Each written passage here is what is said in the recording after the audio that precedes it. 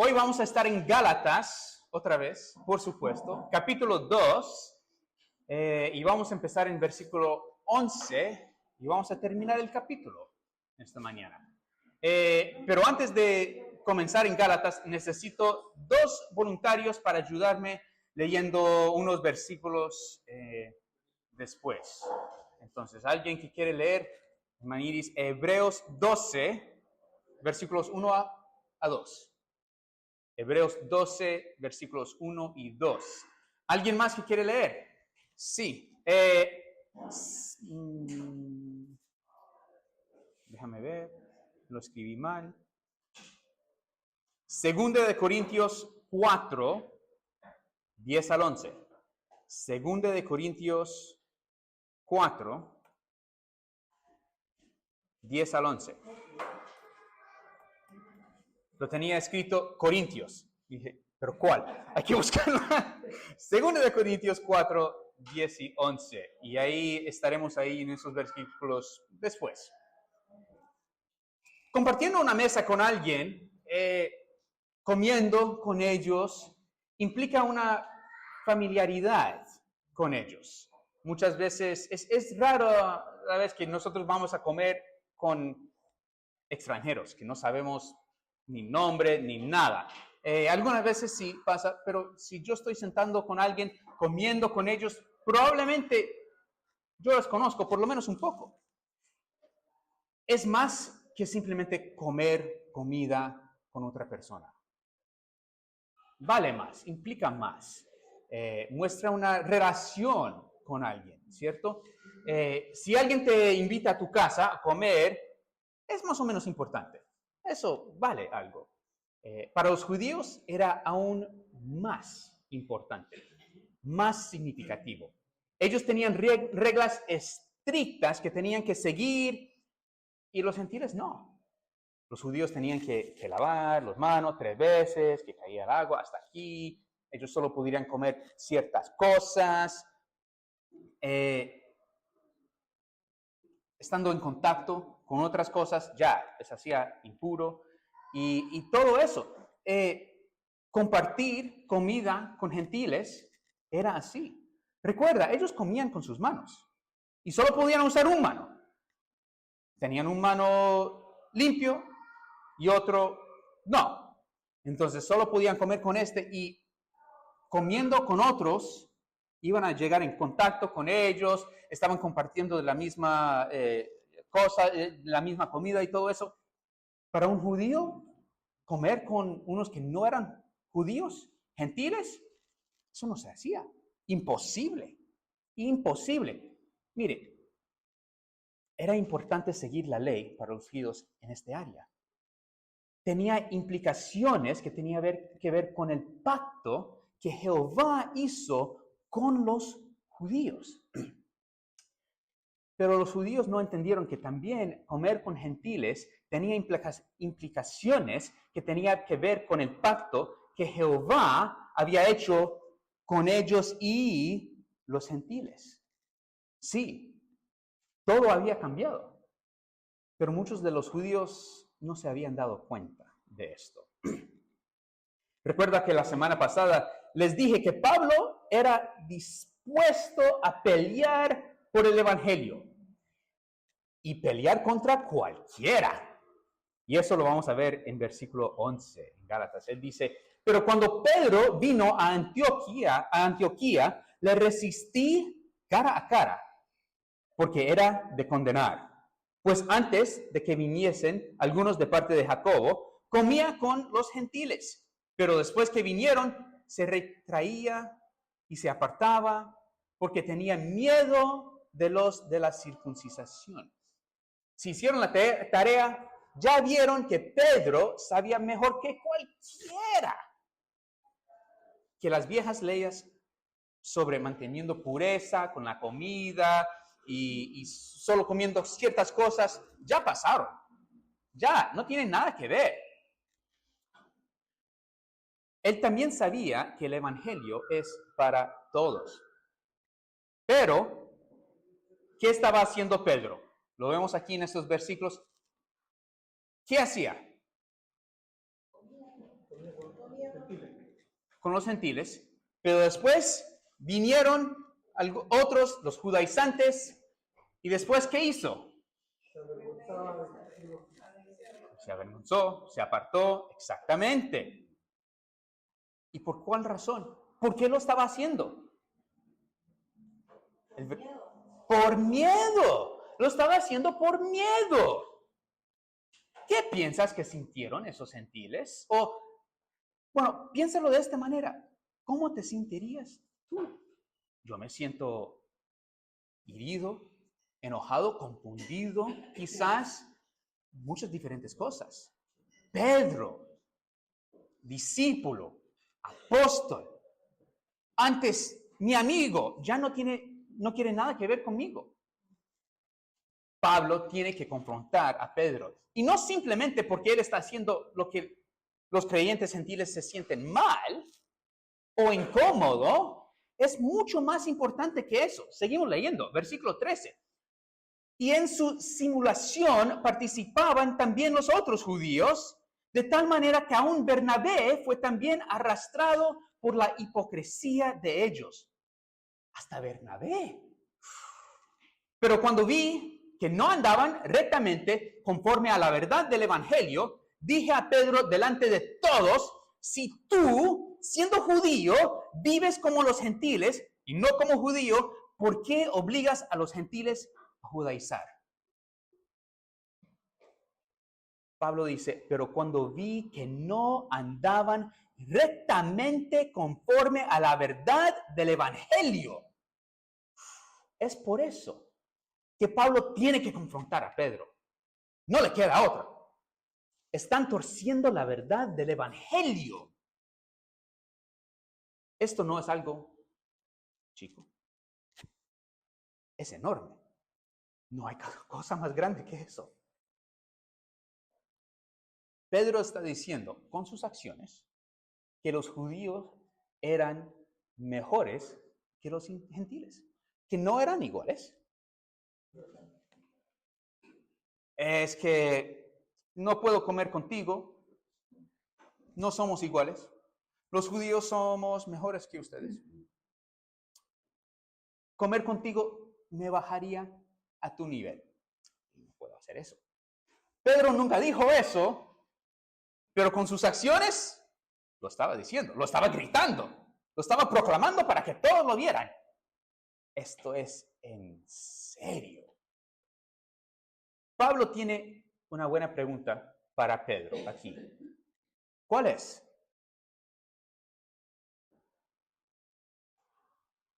Está en ese último versículo que vimos. Eso. Si tú, siendo judío, no sigues la ley, ¿por qué quieres obligar a los gentiles, que no son judíos, a seguir la ley? Eso no tiene sentido. Seguimos leyendo. Nosotros, judíos de nacimiento y no pecadores de entre los gentiles, sabiendo que el hombre no es justificado por las obras de la ley, sino por la fe de Jesucristo, nosotros también hemos creído en Jesucristo, para ser justificados por la fe de Cristo y no por las obras de la ley. Por cuanto por las obras de la ley nadie será justificado. Una frase un poco raro ahí.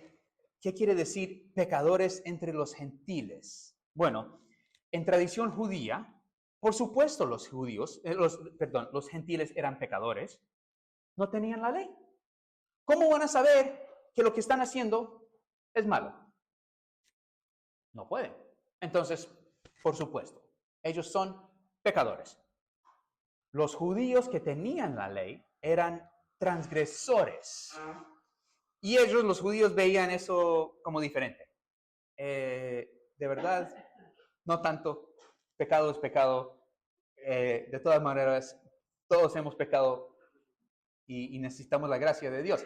Pero los judíos se veían mejor porque tenían la ley, aunque también eran transgresores. Entonces, Pablo está aquí hablando con palabras y lenguaje que ellos van a entender como judíos. Está hablando de pecadores y transgresores.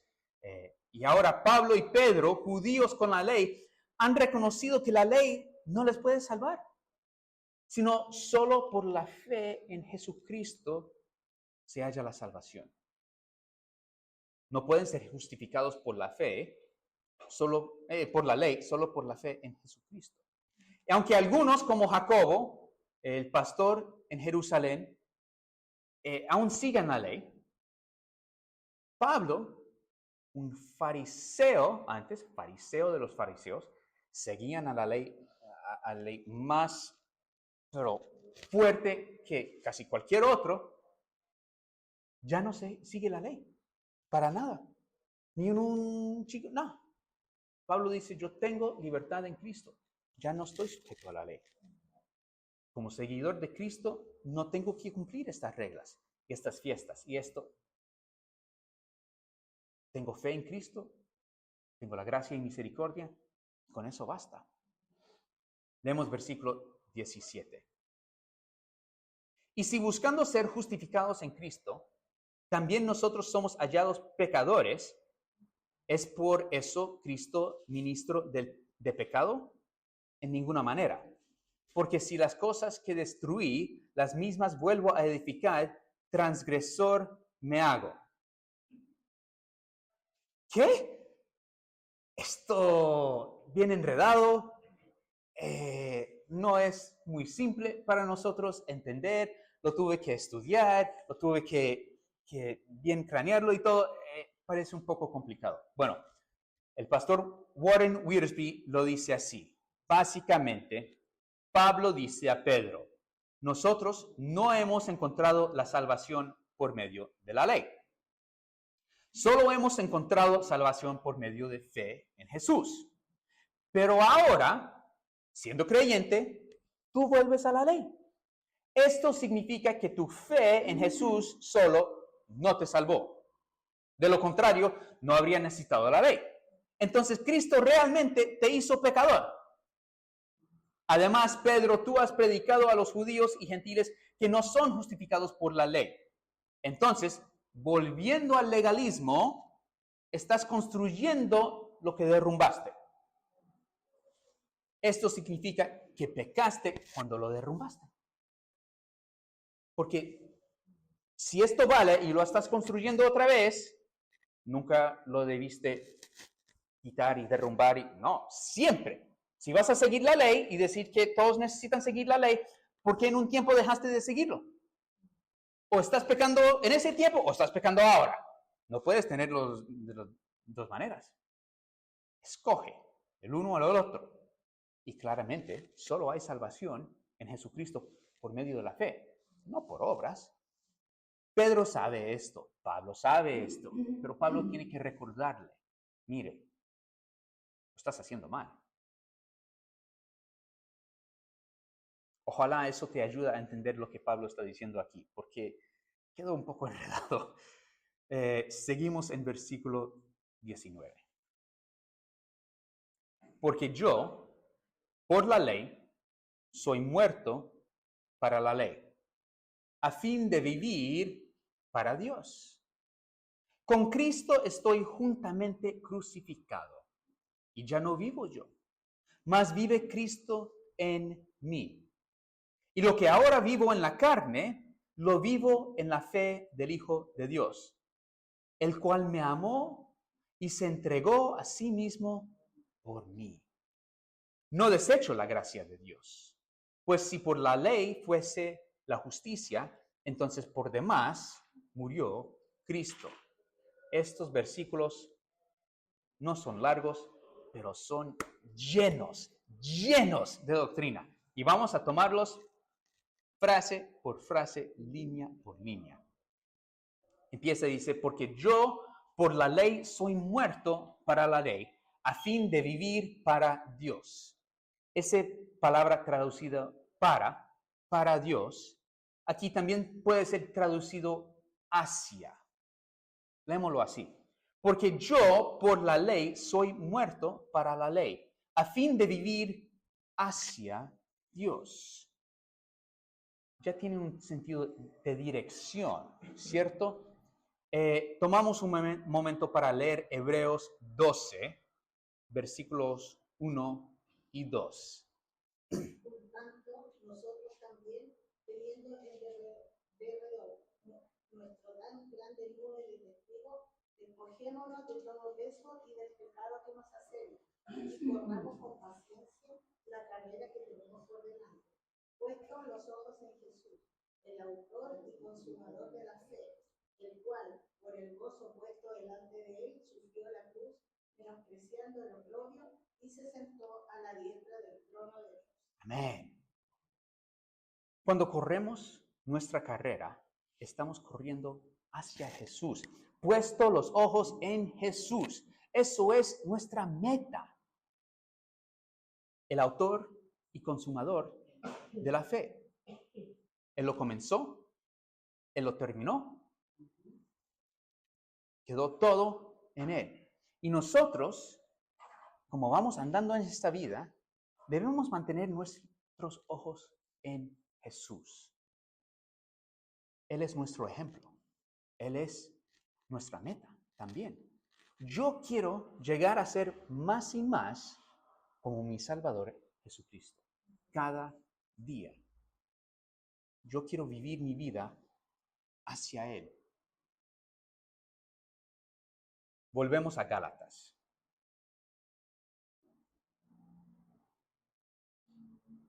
Muchas veces nosotros vivimos para Jesús, haciendo estas obras, sin incluir a Él en nuestras vidas, que es un poco raro. Si lo piensas, hacer todas estas buenas obras, pero sin incluir a Jesús, no suena bien, no tiene sentido, no debe ser así. Nosotros debemos vivir nuestra vida hacia Él, manteniendo nuestros ojos en Él, siguiendo a Él en todo. En versículo 20, en Gálatas, él dice, con Cristo estoy juntamente crucificado. En el griego, el tiempo verbal aquí muestra que esta acción afecta todo lo que Pablo, y nosotros también, hacemos después de eso. Marca un momento de transición increíble. Todo cambió. Con Cristo estoy juntamente crucificado. Y ya, lo que viene después nunca va a ser lo mismo. Todo cambió. Todo cambió. Si todo cambió, entonces no hay razón para volver a lo de antes, a la ley, a nuestra vida anterior. No, hay que dejar todo eso. Eso está en el pasado. Ya, yo con Cristo estoy juntamente crucificado. No puedo volver atrás. Él sigue diciendo, y ya no vivo yo, mas vive Cristo en mí. Ya, yo no vivo más. He muerto. ¿A qué has muerto? Bueno, la ley. Mi carne, mi ego, mis deseos, mis derechos. Muchas personas que yo tengo el derecho de... Yo ya no tengo vida. Yo he muerto a todo eso. Sino Cristo vive en mí. Yo solo tengo vida porque Cristo me da vida. Estar en Cristo es una de las cosas más importantes que podemos entender en nuestras vidas, porque cambia todo. Tenemos que estar en Cristo Jesús. Él sigue diciendo, y lo que ahora vivo en la carne, lo vivo en la fe del Hijo de Dios. Leemos 2 Corintios 4, por favor, 2 Corintios 4, versículos 10 y 11. Llevando en el cuerpo siempre por todas partes la muerte de Jesús, para que también la vida de Jesús se manifieste en nuestros cuerpos. Porque nosotros que vivimos siempre estamos entregados a muerte por causa de Jesús, para que también la vida de Jesús se manifieste en nuestra carne mortal. Muchas veces nosotros no recordamos que el Espíritu de Dios que mora en nosotros es aún más real que todo lo que podemos ver y sentir a nuestro alrededor. Nosotros sabemos esto es real. Lo podemos ver, lo podemos sentir. Pero ¿qué tal las cosas que no podemos ver, ni tocar, escuchar? ¿No son reales? No. El Espíritu de Dios y esta guerra en la cual estamos, aunque no lo podemos ver, es espiritual. Esas cosas son aún más reales que las cosas que nosotros podemos tocar. Esas cosas van a estar por siempre. El Espíritu de Dios por toda la eternidad estará. ¿Y esto? No. Pero nosotros muchas veces olvidemos de eso, porque no lo podemos ver ni sentir tan físicamente. Pero aunque no lo podemos ver, algunas veces no lo sentimos. Es más real que cualquier otra cosa. Vive dentro de nosotros. 2 Corintios dice, llevando en el cuerpo siempre, por todas partes, la muerte de Jesús, para que también la vida de Jesús se manifiesta en nuestros cuerpos. Porque nosotros que vivimos siempre estamos entregados a muerte por causa de Jesús, para que también la vida de Jesús se manifieste en nuestra carne mortal. Wow. Volvemos otra vez a Gálatas. Pablo sigue diciendo, el cual me amó y se entregó a sí mismo por mí. Ahí está todo el evangelio. En esa frase. Jesús te ama. En este momento, Jesús te ama. Muchas veces nosotros sabemos, sí, Jesús me amó y por eso hizo esta. Jesús te ama en este momento. Él te ama con un amor que es incomprensible. Para algunos esto es difícil de entender, o creer, o sentir. Muchas veces nosotros pasamos por dificultades en esta vida y no sentimos el amor de Jesús. Quizás sentimos abandonados, tristes. Decimos, yo he hecho estas cosas, Jesús no me puede amar. Eso es una mentira de Satanás.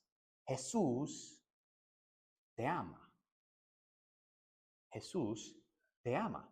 Tienes que saber sin duda que Jesús te ama a ti personalmente. Porque también pensamos, sí, Jesús amó a todo el mundo, Jesús ama a todos, Dios ama a todos. A ti, cada uno de ustedes y a mí, personalmente. Él te ama tanto que Él entregó su vida para ti.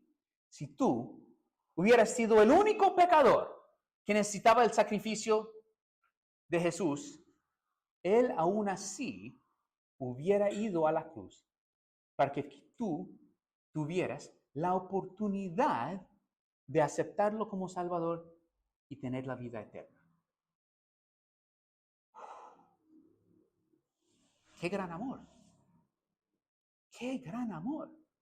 Porque sí, por todo el mundo y toda la eternidad, todas las personas, millones y billones, sí, por supuesto, Jesús va a morir por todos ellos. Pero si tú fueras el único, aún así, Él hubiera ido a la cruz, hubiera entregado su vida por ti, porque Él te ama. Él te amó tanto. Pablo termina diciendo, no desecho la gracia de Dios, pues si por la ley fuese la justicia, entonces por demás murió Cristo. Eso es palabra fuerte. Ahora puedes ver qué tan serio es este legalismo. este intento de quitar la libertad de los creyentes. La ley dice tienes que hacer, mas la gracia dice fue hecho. Jesús se encargó de todo. Yo no tengo que ganar mi salvación. No. Es por la gracia y misericordia de Dios. Yo simplemente tengo que aceptarlo como el regalo de Dios y poner toda mi fe en Él. Si es que las acciones, buenos hechos, cómo nos vestimos, las palabras que usamos cuando estamos orando, etcétera, son tan importantes, si que es tan necesario como los judaizantes dicen que es, entonces por demás murió Cristo. Él no necesitaba sufrir toda esa angustia, dolor, rechazo. Él no tuvo que hacer el sacrificio.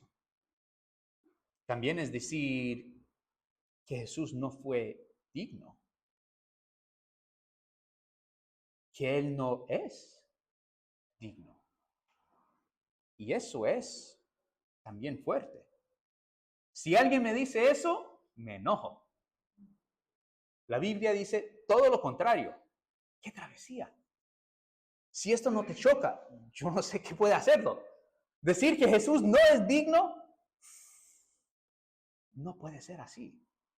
Mi Dios es digno de todo honor, alabanza, respeto, amor, honra. Todo, todo, todo. La muerte de Jesús me dio libertad. Es todo. Para mí es todo. Para ti debe ser todo. Y el legalismo quiere quitar esa libertad, ponernos bajo esclavitud. Y quiere decir, lo que hizo Jesús no vale. Sí, Él llegó hasta aquí, pero nosotros necesitamos un poco más. Es decir, que Jesús falló, que no fue suficiente. Y eso es locura. Pero si no tenemos cuidado, dejamos que eso entre un poco. Si lo dejamos entrar un poco, cambia todo. Gloria y majestad, loor, alabanza, honra, honor a mi Dios para siempre y siempre, para toda la eternidad, porque digno es el Cordero de Dios de todo esto y más, para toda la eternidad. Oremos. Padre Celestial, le doy gracias por estas palabras que hemos estudiado hoy. Vemos qué tan importante es no dejar entrar el legalismo en nuestra vida ni por un momento, ni un milímetro. No podemos acceder a esto. Ayúdanos a entender la libertad que tenemos en Cristo. Ayúdanos a entender la vida que tenemos en Cristo. Somos crucificados con Él y eso cambió todo. Ayúdanos a entender eso y hacerlo parte de nuestra vida. Vivir así. Ayúdanos a darte toda la honra, gloria, honor, loor, alabanza, hoy y para siempre. Gracias por el sacrificio que hiciste, Jesús. Gracias. Pido todo esto en el nombre de Jesús, que nos ama tanto hasta en este momento. Amén.